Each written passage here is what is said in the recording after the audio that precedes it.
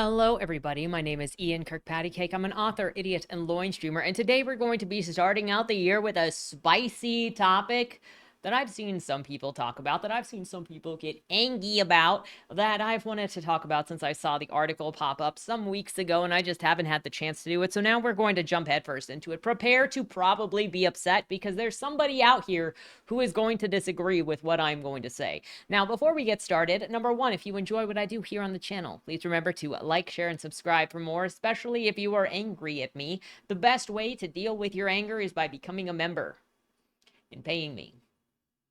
The second way, the second thing is, if you would like to be featured on the channel, there are two ways. The first being Lemoy, the monthly prompt writing contest, where I give you a prompt, you write a short story using that prompt, and on the first Monday video of the month, we bask in your creativity. The second way to be featured is if you are an indie author and you have a book out or a book that is coming out. If you submit the first chapter and the cover, that first chapter will be read here on the channel to hopefully help more readers find your work. Maybe me, maybe not me. There are so many readers out there with so many different tastes that maybe you are specifically the flavor that they are going to go for.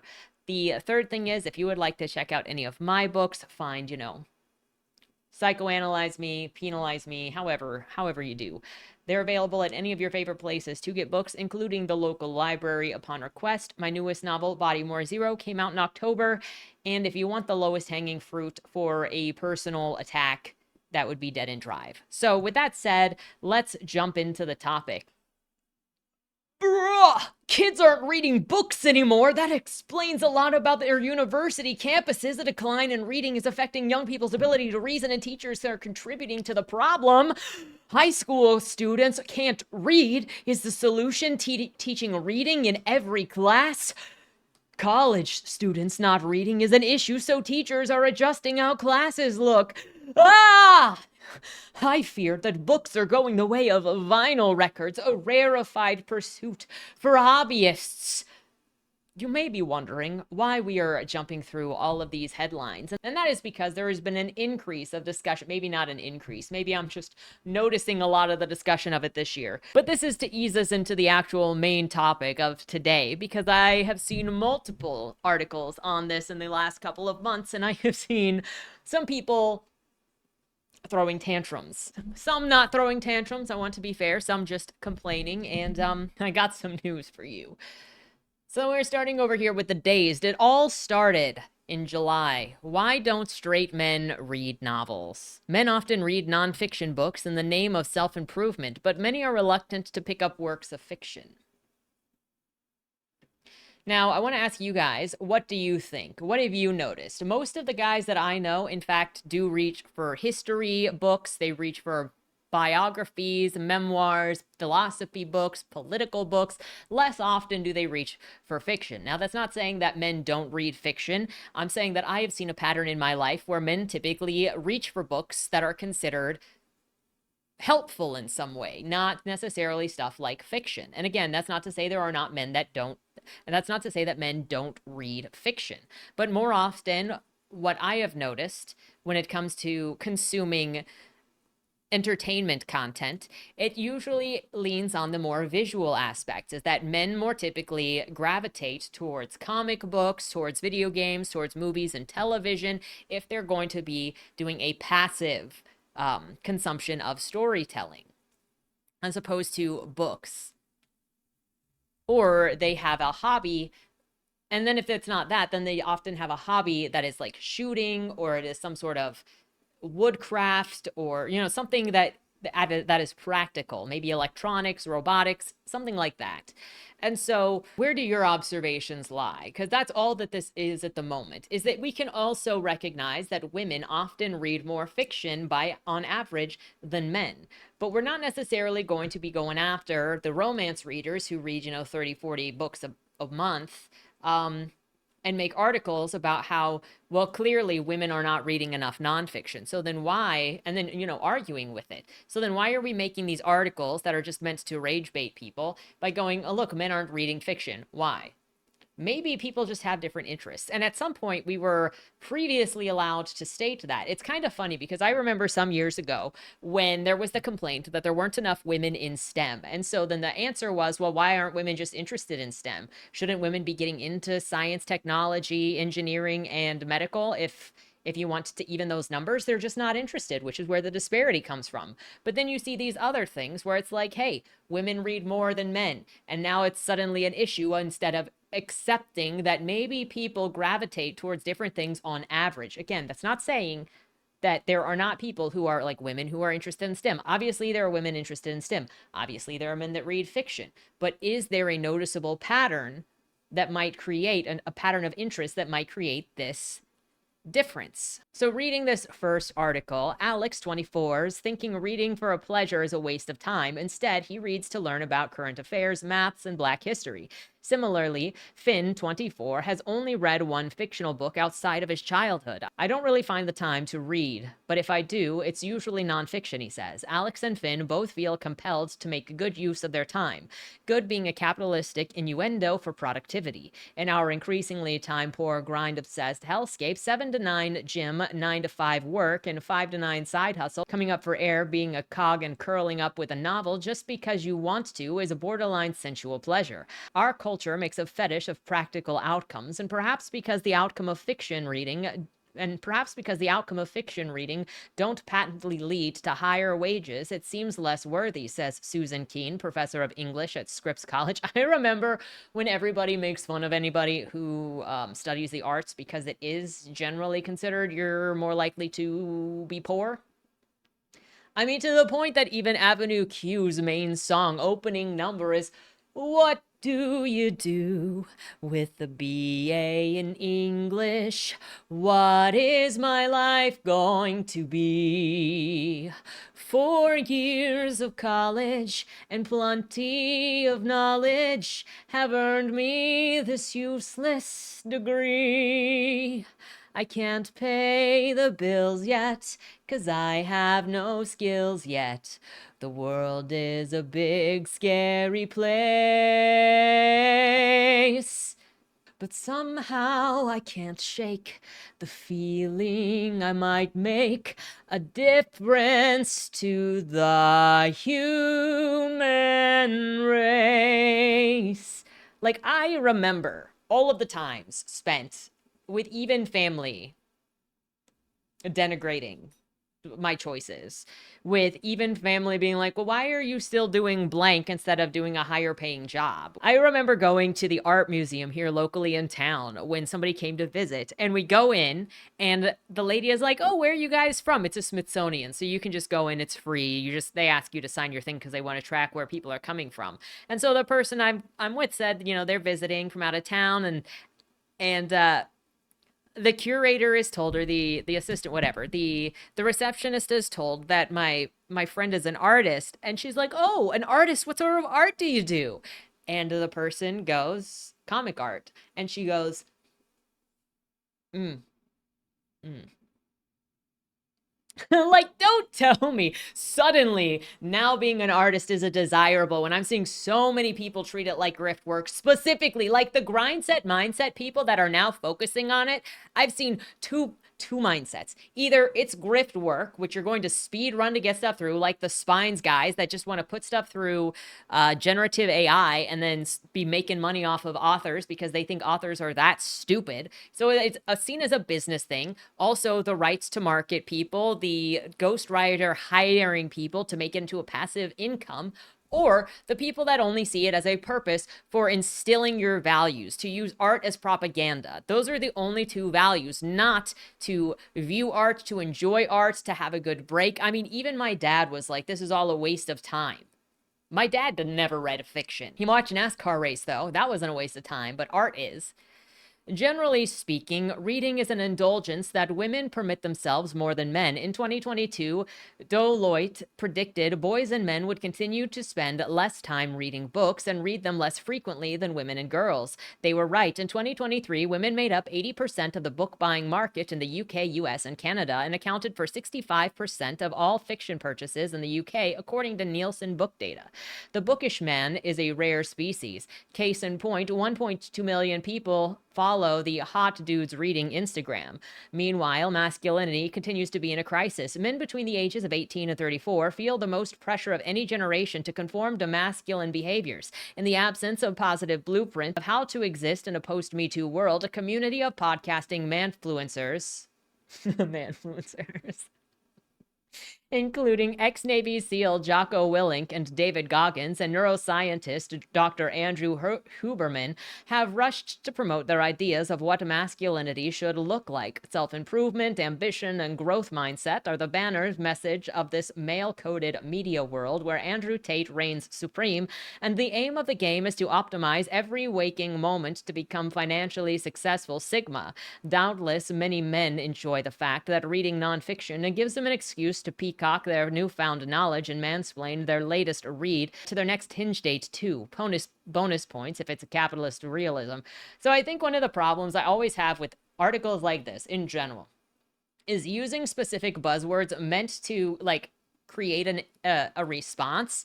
Because if you want to talk about anything, it's not as if people haven't recognized the use of the word dog whistle. So they go, oh, that's a racist dog whistle. That's a whatever dog whistle. Saying mansplain is the opposite side dog whistle, where you're going to end up losing a lot of people being like, oh, you're going to talk to me like that, are you? And so if you want to actually like get people to converse on something, you have to try to find some way to have a neutral conversation as much as possible. I don't think people realize they're doing it all the time, but it hurts the conversation. Now, I have to ask, in general, do you believe that the men that consume fiction, and if you are a man who consumes fiction, answer for yourself as well. This is testing. Obviously, this is a book channel mostly, though I do play video games as well.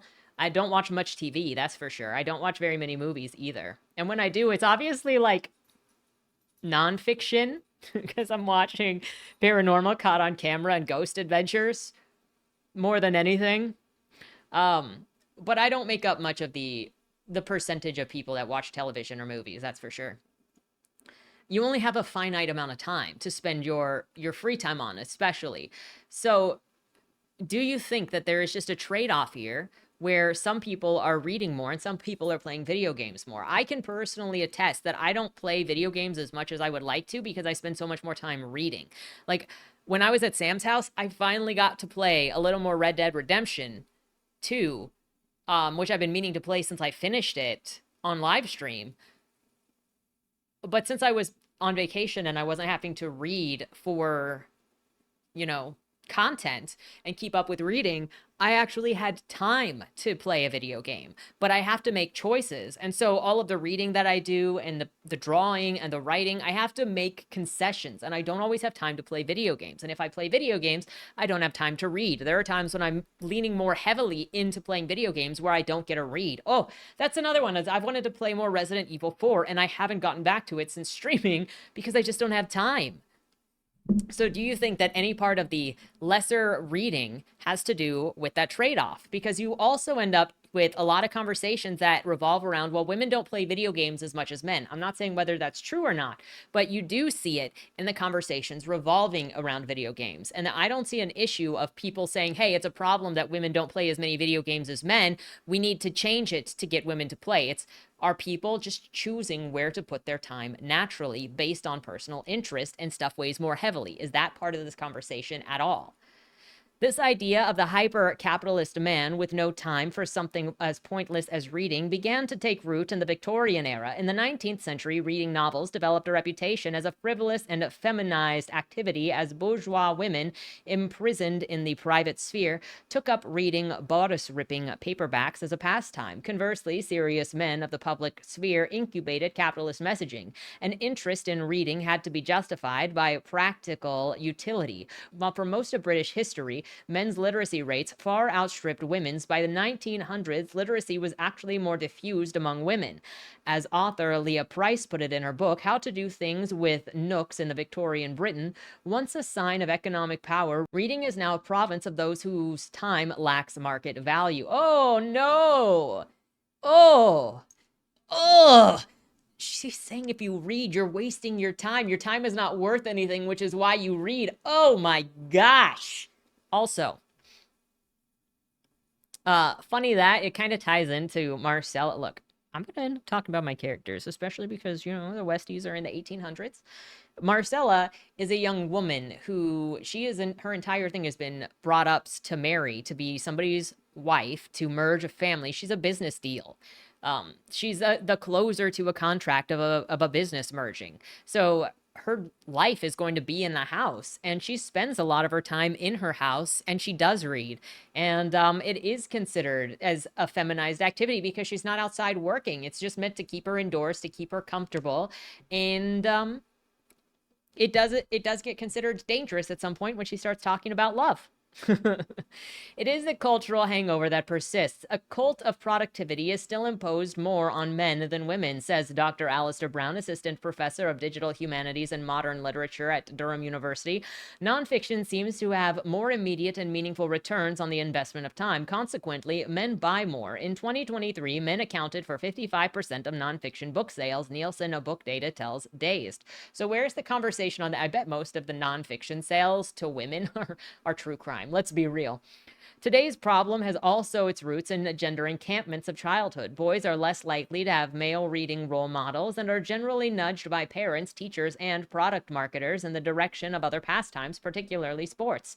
By comparison, girls are encouraged to read and have a model of peer-to-peer engagement through their mom's book clubs. So naturally, girls spend more time reading and reading fiction than boys. This is, as ever, an intersection issue. Boys on free school meals read less than anyone else. And then there's the question there is in the news and in conversation, you can hear people say that the classroom as it is currently set up is not set up to help boys because it requires them to be quiet. It requires everybody to learn a certain way and is more set up for girls' success. I'm not saying whether that's true or not. I'm saying that is a conversation that I've seen. Let me know if you have seen that conversation. But if that situation specifically, the academic, to be quiet, the long resting periods of focus are more sustainable for females, why would it not be expected that women or girls might be higher on the percentage of readership where boys have more energy and wish to do more physical things? Like, are these psychological and physiological differences being taken into account with this assumption that there is a problem with men not reading or that men are being locked out? That's another thing that we are going to get to here in a second. By the time their tweens swing around, a line is firmly drawn. Chris, 21, who has recently completed his second fiction book in 10 years, said that he had stopped reading at the age of 11, despite previously being a fan of fantasy books because he had better things to do. Naturally, such a stereotype cannibalizes itself and ends up being reflected by the market. Young adult fiction is a near total domain of the teenage girl, including what is made, marketed, sold, and read. As we cut off the legs of future readers, our culture closes up opportunities for boys and men, says Professor Keene, who is also an expert in narrative empathy. Consciously or not, we promote a model of masculinity that is less introspective, less attuned to others, and less contemplative. So something that needs to be mentioned here, specifically if it says, hey, boys read less, so the market makes less books for boys, that's a self-fulfilling prophecy. So something that I have to recommend is if you are a man or a boy who wants to see more books out there, you have to be purchasing books. You have to show that there is an interest, that there is an audience, because publishers are businesses and they're going to create books that are going to sell. And that is also a problem that we are all suffering with, mind you, is with all of the YA / new adult / stuff that has all of the sexual stuff in it that creates these stories that are specifically focused and mismarketed. Those are what's selling. So unfortunately, we're getting drowned in them. But that's just how trends go. In the late thousands, in the mid to late aughts, we had vampires. In the early tens, we had angels for a little while, werewolves, zombies, and you just get overrun with whatever is selling. Right now it is fae and dragons. Oh, But the thing is, if you want it, if you want stuff out there, you have to be buying it. You have to be talking about it. You have to get other people talking about it. And very often I see people complaining that there is not stuff out there for them to find. Let me tell you, I haven't been to a bookstore in many years. Most of the books that I purchase are not from bookstores, if ever. I have to go and find books on my own, whether it's by interacting with authors, interacting with book spaces, whether it's looking in Goodreads and then seeing recommendations other places, or receiving recommendations from people. I hardly ever go to a bookstore and look for books on the shelves. I cannot tell you the last time I went to a bookstore looking for a book. So personally, whenever I hear the excuse that I walk into the store and I don't see anything on the tables for me, I don't either. It's up to you to find books relevant to you, and it is not through just what people are going to purchase. The way that stores work is they stock their shelves with what is likely to sell. And if it doesn't sell, then they go and get sold back to the publisher, or they go into storage, or they go on discount. One of the three things. But you can't just buy books. You can't just look at books. You can't just complain that where are the books for you. You have to give incentive to the businesses to supply them. And that includes talking about books. And it's going to be embarrassing. Like, have you seen the ways, I mean, for some it's going to be embarrassing. And for some it's going to be risky. I mean, have you seen the way that some people really gush about books? Like, where are the dudes gushing about book girlfriends like dudes, like women gush about book girlfriends? They don't. Because they're gushing about Eve from Stellar Blade or the white-haired chick from the robot game.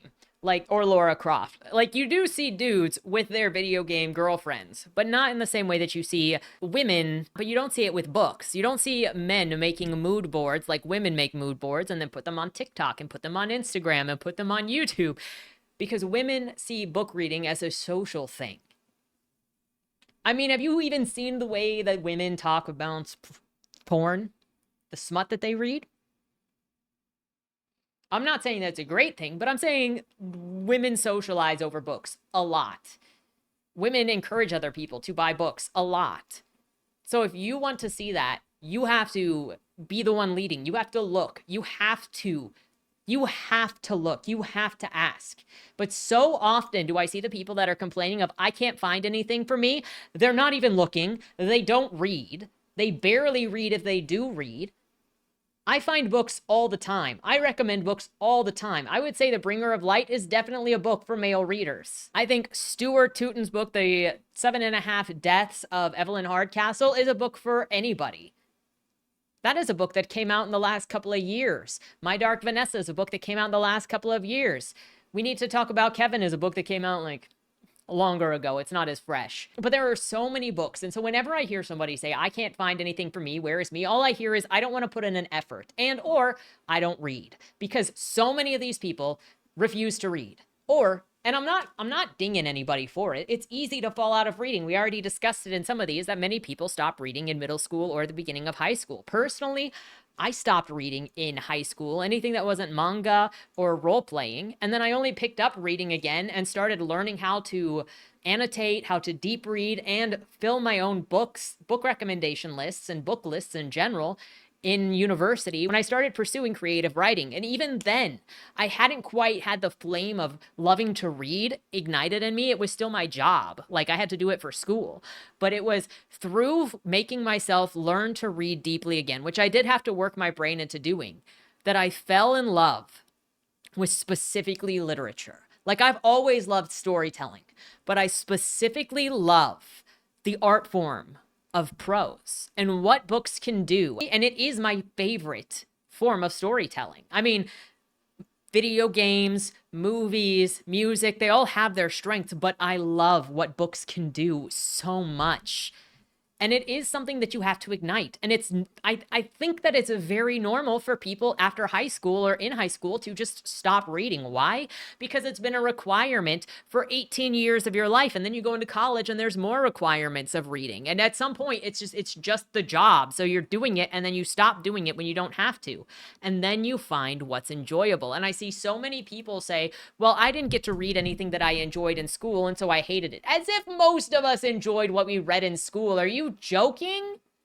It's just part of what it is. Down here we got Andrew Tate saying, reading a book is for losers who are afraid to learn from life. So they try and learn from the life others have lived. But you never really learn unless you have lived it. You must feel it to believe it. Books are a total waste of time. Education is for cowards. There are people who genuinely believe that. There are more people who genuinely believe that. And there are many people who will believe that. And then bully other men into not reading because it's for losers. Because what are you doing with your life? Obviously, previously, and it was a woman that was in this previous quote saying that you read when your time has no market value. How does that make you feel? Could reading stories offer an alternative route through the masculinity crisis? I think that this is going about it the wrong way. I think people are trying to solve something abstract with something that is not meant to do that. Like you're looking at books for leaders. By creating a safe space for allowing oneself to feel with no strings attached, Professor Keene suggests that reading fiction is a diametric opposite of the stale stoicism of the manosphere.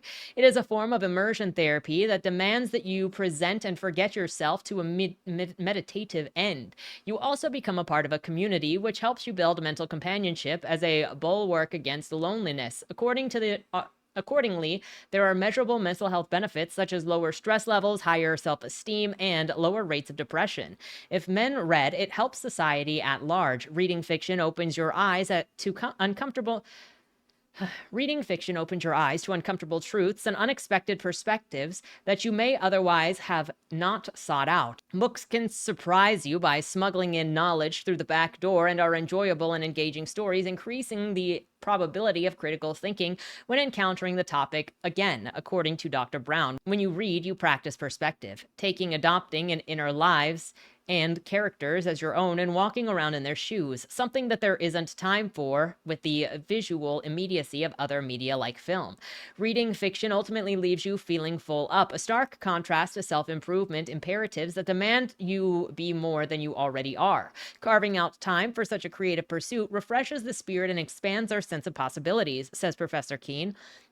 And in case it isn't obvious, this is a valuable use of time for men too. Men are not inert vessels for potential economic capital that needs to be squeezed out. Instead of retreating further into the hollow temple of productivity, might we suggest a prescribed course of fourth wing at all? Look, no. You lose all credibility there, okay? Whoever you are, where are you?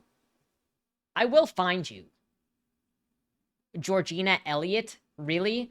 Fourth wing? Suggest something better. What's wrong with you? This is why this will get people to quit reading. Like, I don't know if you're a regular subscriber here, then you've seen me say it before. I read Fourth Wing for the loin stream because you guys made me, and then I read Iron Flame because I'm supposed to do a discussion with somebody else on the books. I felt like a worse person reading those books. Those books make me hate reading because of what they are, because of the garbage boo-boo trash that they are. Okay. Number two, when you talk to somebody like this woman is talking, but we're going to educate you. It's fun. Reading is fun. Either say that it's fun or that they're doing it to expand their brain. Can you do it at the same time? Can you learn about situations you didn't know about before by reading? Sure. But if you talk down to people like this and say, we're trying to sneak education and empathy in on you, you're going to shut people off. It's like telling women to go and to go and read nonfiction books about whatever so that they can learn how to be better wives, to be better spouses, when they didn't ask. You don't think that that's going to offend somebody if you go, hey, go pick up this hobby so that you can learn to be a better self than you are, you stupid bitch. Like, you don't think that that's the same message just being sent here? You make reading fun or you make it a job. And this is talking down to the person instead of what books and reading are, which is exploration in general. It can be escapism. It can be for learning. It can be for a lot of things. But to talk about it like this and then to suggest fourth wing at the end, I know you're probably doing it for SEO, but shame on you, Georgina. Now, as you can imagine, because it's gender wars related, a lot of people had a response to why don't straight men read novels, and then had comments about it. We also have multiple books on this with, we're discussing men don't read books discourse again. Here's what we're missing. This was published in August by Jason Diamond in response to this Dazed article. If I'm being honest, I usually look forward to the periodic resurgence of men don't read discourse because it boosts my fragile ego. I'm a man who reads a lot of fiction, including a pretty sizable amount of novels and short story collections written by women. And I don't care what you think about that. But then I'll read an article that says men account for a small portion of the fiction buying market and gives me a blanket statement about how novels just aren't written for men these days, and I'll start to feel weird. Like I caught the last helicopter out of Saigon for dudes who like books. Then another, darker thought usually crosses my mind. This is a bad sign. So obviously this discourse comes up every now and then. Obviously it gets a lot of attention as well. And one other thing that I wanted to mention on this is generally, because there's a YouTube channel that's a couple of guys discussing books, life on books. And they've been jumped on for not reading enough women when they obviously read women. But either way, it shouldn't matter. Nobody should be policing which authors anybody chooses to read or chooses not to read. It's up to whoever for any reason ever. But it's very sad to me when people have to go, oh no, but I do read X, Y, or Z. I read books, and I definitely read books by the opposite sex. I definitely read books by other races, by international authors. People can just be and read whatever they want, and they shouldn't have to do this and then feel like they need to defend themselves or be attacked. As 100 articles will tell you, other men supposedly don't feel the same. There's plenty of speculation as to why that is, from novels supposedly becoming an arena of virtue signaling and culture war to modern fiction becoming insufficiently masculine. I've heard all of those arguments as well. But there's no concrete answer, and nobody seems to have any idea about how to get men to like fiction. I understand reading isn't for everybody, but I've also talked with plenty of other men who told me that they wish that they could read more, and sitting with a 300-page book can take hours and days that they don't have to spare in our society, where attention is treated as a commodity.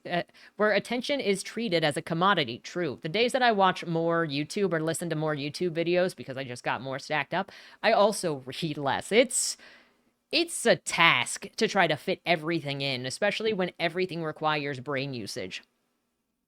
Reading fiction doesn't fit into the idea of hustle culture, and there are plenty of men out there with large follower accounts on social media who tell subscribers that it is a worthless, time-wasting activity just for women.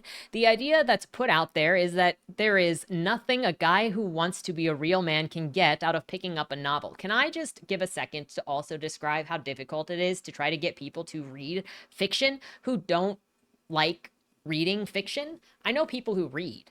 And they read nonfiction, plenty.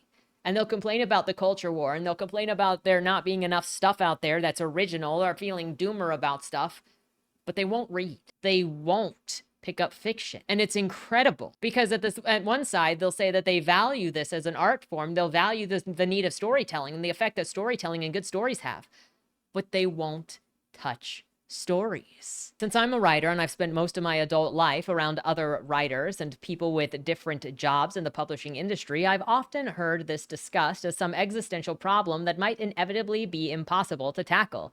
It's almost as if people have thrown up their hands and agreed that, yep, men and fiction just don't mix. I'm always perplexed by this, and as a guy who both reads and writes fiction, but lately I've started to worry about the next generation of boys and men who will grow up without fiction, who will learn about the world through message boards, unverified Wikipedia sources, and YouTube videos of dudes with muscles on muscles explaining why Joaquin Phoenix's Joker had the right mindset to advance in the competitive world. I think about this a lot, and I've come to the conclusion that we're going about fixing things all wrong. It's not about the market, like some people in the publishing industry might say. It's messaging. Fiction can be fun. It can entertain or challenge you, but you can always grow from the experience. It's a road of self-betterment. Again, so it depends on what you're going in for and what you want, and you have to look for it yourself. But also, he talks about messaging, and that is an important thing to state, because some of the arguments and some of the conversations that I've seen say, well, men shouldn't bother to attempt at publishing because it's obviously biased against them and white men are going to be locked out, so don't even bother. The same thing with, hey, universities are against you. They're just brainwashing places that make you pay a bunch. And then you see the numbers of most students, the majority of students, I should say, usually like 60% of university students are women.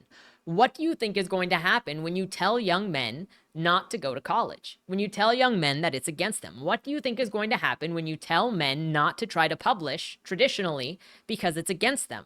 Of course the numbers are going to go down. Now, I'm not saying that there is not bias in any of the industries or in any interactions, because there are, because bias is perpetuated by individuals.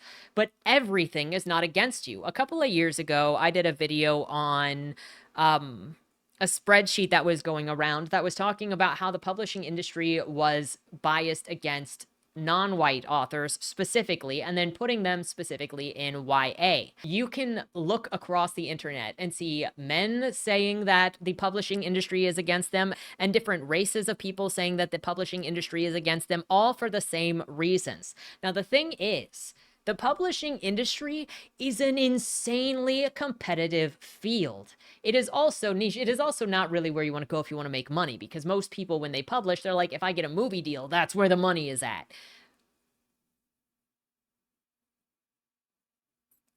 It's a competitive field. Now, you also have to consider if a higher number of white men, we're picking a demographic. If a higher ratio of white men submit for publication than the other ratios of people, then they are also likely to be the highest ratio rejected, because there are just more of them. Now, depending on what genre you're submitting to, you're going to have a different ratio of men to women, because men and women have different interests. Like, it's mostly women that write romance. That's just how it is. If you look at the breakdown of genres and the popular books of the last couple of decades, you will see different weights for different sexes based on the genres. Men still lead in sci-fi and fantasy. Going back to this article where it talks about the self-fulfilling prophecy and messaging, that is something that is coming into this that people are not talking about. When you tell people that they are unwanted, that they shouldn't bother trying, so they either self-publish or they give up or they do something else, then it's not a surprise when the numbers are lower. You have to be encouraging. If you're going to say go self-publish instead of traditionally publishing, don't tell them that they're doomed. Read the freaking books. My gosh, so many people are so thirsty for fame and to be correct and to be the ones to sell this stuff that they'll just throw it out there, and then they'll leave everybody alone and not freaking read. They'll trade. The only things that they'll read are trading favors with other people they hope they can climb a ladder with, but they're not actually interested in reading stuff. And then they'll complain about how they're being locked out. They won't create a reading list. They don't talk to people. Unless they can get something from them. I say all of that as somebody who grew up without any strong male role models, who found fiction almost by accident. I was your typical bored teen who liked hockey, skateboarding, and going to punk shows. I was also angry, misguided, and embarrassingly stereotypical fashion. I got into reading The Catcher in the Rye when we were assigned it in 11th grade. The scenario plays out like a family-friendly sitcom after that, with the teacher of the class noticing me, the token weird kid in class, showing a fledgling interest in fiction. She took me aside after the class one day, and she thought that I'd like a writer named Franz Kafka. She told me to start with this story, Metamorphosis, and to tell her what she thought, and that she'd give me extra credit if I did. So a few days later, I walked up to her desk, told her that I'd gotten a copy of Kafka's stories from the library, and thought the thing about Gregor Samsa waking up to find that he'd turned into a bug was hilarious. The teacher stared at me. She looked a little disturbed for a moment, shrugged her shoulders, and then told me that if I read Kafka's The Trials and wrote a paper on what I'd thought about it, I'd get an A in the class for the quarter.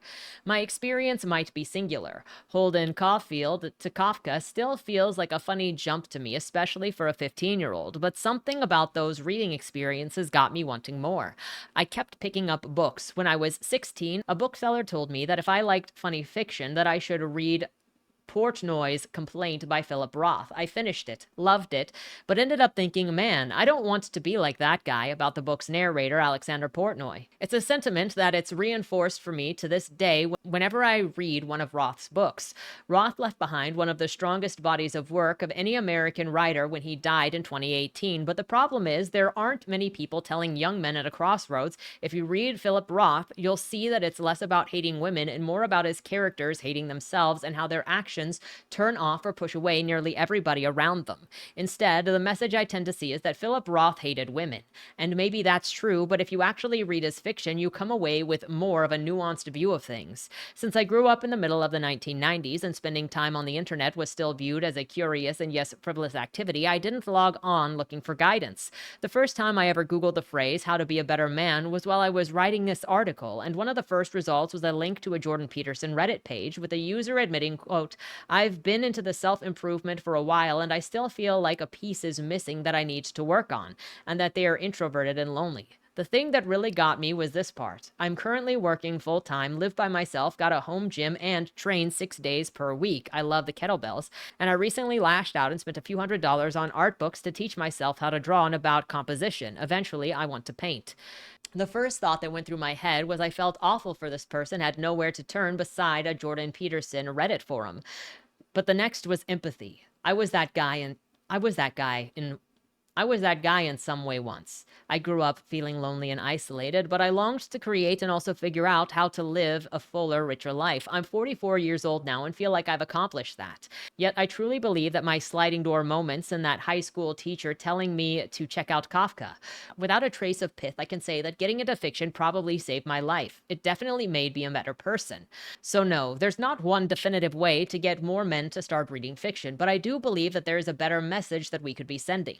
I'd say that you can read about history, but if you want to understand America in a more honest light, undertake reading Moby Dick, then pick up a few of William Faulkner's books, move on to Toni Morrison, then Jesmyn Ward. Flannery O'Connor, Cormac McCarthy, and Dennis Johnson were some of the greats, but if you read enough of their work, you might come away with a better understanding of what drives other people to do terrible things. It's about incorporating fiction into a lifestyle and not reading fiction as a lifestyle. It's about saying if you pick up Sabbath Theater by Philip Roth, then I promise you that you'll go out of the way to not end up turning into a guy like that, and that's a good thing.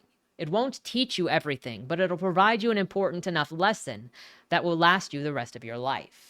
I think this article was much better than the other one, and especially explaining what fiction brings and what those things are. You can get recommendations. He got recommendations from a female teacher, so it doesn't matter. It's as long as somebody is paying attention to what they believe will interest you, and it is recommending stuff that somebody doesn't like that will get them to stop reading or to slow down reading. So for some of you that like to throw stuff at me that you know that I'm going to hate specifically to hurt me, watch out. That's how you get people to stop reading, is you want to give people stuff that you were excited for, or even if it wasn't for you, what you think that they might enjoy, what you think that they might get something out of. Finally, we're going to read this one from the New York Times that came out December 7th, which just continued this discussion of men not reading that more and more people wanted to turn into a culture war issue. And as soon as it goes into the culture war issue, it's a dumpster fire. It just is. This article is by David J. Morris. Over the past 2 decades, literary fiction has become a largely female pursuit. Novels are increasingly written by women and read by women. In 2004, about half of the authors on the New York Times fiction bestseller list were women and about half men. Pause. It says that about half were men and half were women. So men were still more of the percentage of writers. And yet we're going to have a problem with this. I'm just saying. Sometimes it just feels like the problem is, why are women reading? Your job is to make sandwiches. This year, the list looks to be more than 3/4 women. According to multiple reports, women readers now account for 80% of fiction sales. You know why? There was a year in the last couple of years where Colleen Hoover was like 8 out of the 10 top-selling books of the year. I have never read a Colleen Hoover book. I am not the one behind this. Do not come at me for it. But this kind of goes back to the previous one, where if you say to people, there are no books for you, stop trying to publish, stop reading books, go do something else because there are no books for you and it's a waste of time. What do you think is going to happen? The percentage is going to change. I'm not saying, again, there's not prejudice happening, that there's not bias happening in different ways. There's always bias. I see people saying, hey, I'm never going to read a book by a female. I see women say, I'm not going to work with a male. I see men say, I'm not going to work with a female. It happens on an individual basis. There's not really much that you can do about it.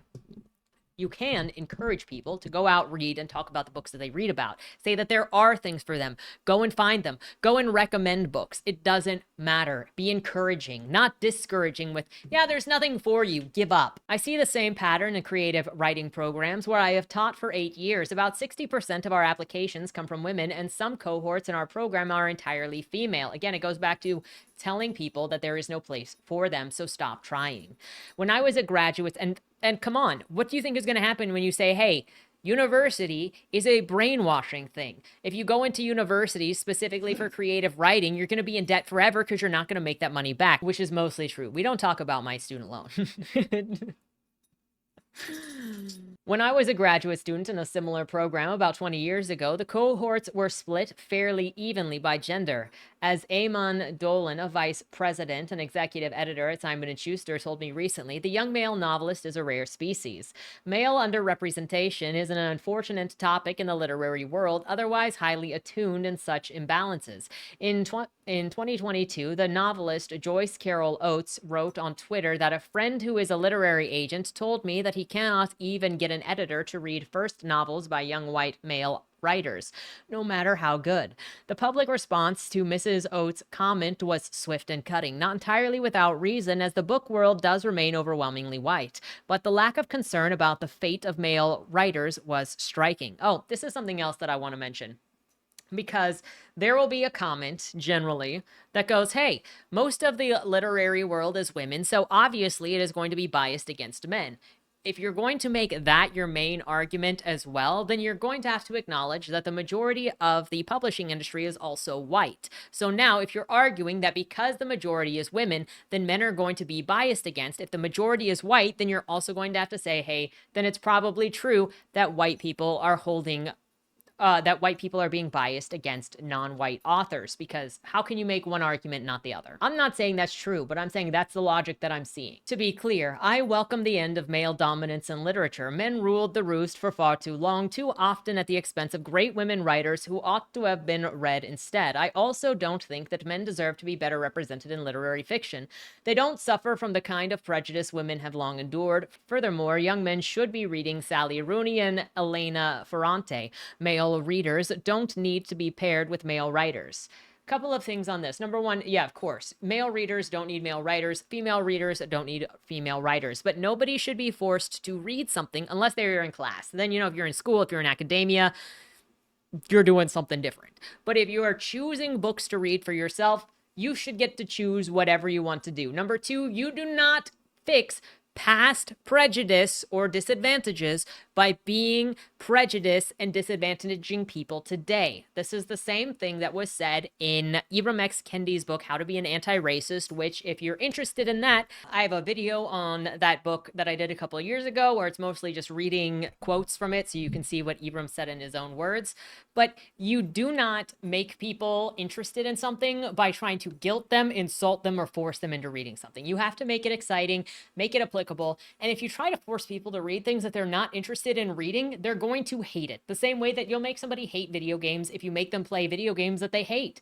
You're going to make people hate movies and television if you force them to watch things that they don't want to watch. The only place where that is applicable is if it is an academic learning situation, or it is a requirement for a job or a position. But leisure time should not be used to try to force or guilt people into something, and you cannot create an interest by trying to specifically disadvantage somebody else. But if you care about the health of our society, especially in the age of Donald Trump and the distorted conceptions of masculinity he helps to foster, the decline and fall of literary men should worry you. I take issue with ever bringing up political people in any sort of sense to try to manipulate people. You're either going to get people to seethingly hatred shut you down because you're being disingenuous and insulting, or you're going to have people agreeing with you because you've said the right thing and insulted the right person. If you want to reach across the aisle to whoever you think might be in a dangerous position of not listening to something important, then you need to not insult them. That's not the way to do it. And it's so unhelpful. And maybe it's just the age of the SEO where they got to say Donald Trump, or maybe they are actually brain damaged from obsessive thought about somebody, but it's not helpful to any sort of conversation. And it wasn't necessary here. And there have been people who have shown bad versions of social behavior before in the past. It's on nobody's shoulders, let alone politicians, to be good role models of any kind. Like, come on.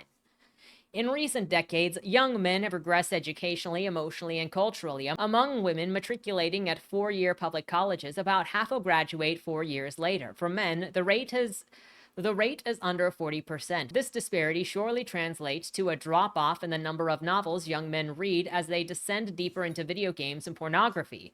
Young men who still exhibit curiosity about the world too often seek intellectual stimulation through figures of the manosphere, such as Andrew Tate and Joe Rogan. Yeah, can we talk about the amount of time that watching pornography and gooning might take out of your reading time? The marginalization of young men seems to have been a significant factor in this year's presidential election. No voters were more committed to Mr. Trump than the young white men, and he also did well with Hispanic men and continued to make gains with black men. I think of 2024 as the Fight Club election, in which disaffected guys vented their frustration and anxiety through a brawler who will one day reveal himself to be not their hero, but rather a figment of their imagination. Again, you're insulting the people that theoretically you're trying to reach. It's not helpful. Something else that I want to point out is that you can play a video game like Call of Duty or, whatever else that might be an action-packed one and listen to a podcast. You can't really read a book and play a video game. I mean, you can do audiobooks and play video games, but I think it's fairly common to play a video game and have YouTube on in the background. So that is also going to bite into time reading fiction. These young men need better stories, and they need to see themselves as belonging to a world of storytelling. Novels do many things. They entertain, inspire, puzzle, hypnotize, but instead of fiction is also an excellent way to improve one's emotional IQ.